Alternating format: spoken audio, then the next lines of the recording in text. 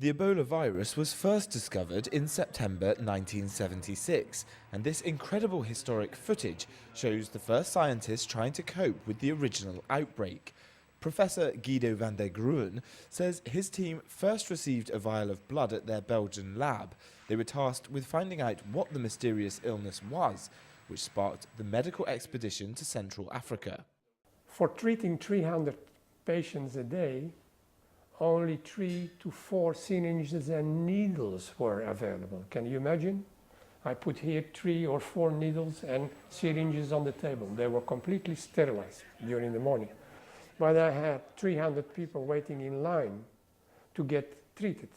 The original outbreak killed just under 300, mainly because there was far less mobility of people in the small village of Yambuku in Zaire, the country now known as the Democratic Republic of Congo.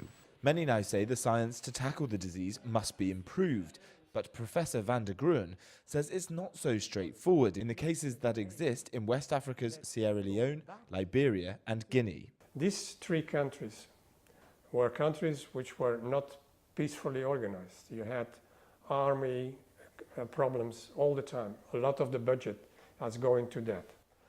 Second, you have a very poor, even non-existing healthcare system. 3, West Africa is one for the first time in their existence.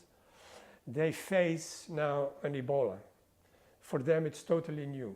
Research funding from the European Union, US and the World Health Organization has been stepped up to try to counter the spread of the disease. While individual laboratories like this one have certainly done their bit in the fight against Ebola, all the scientists agree that a concerted international effort is the thing that's going to prevent further epidemics.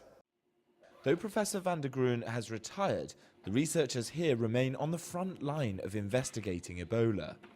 We're actually learning a lot during this current outbreak that will help us contain outbreaks in the future, because there will definitely be more outbreaks of this virus. It will not end with containing this outbreak in West Africa.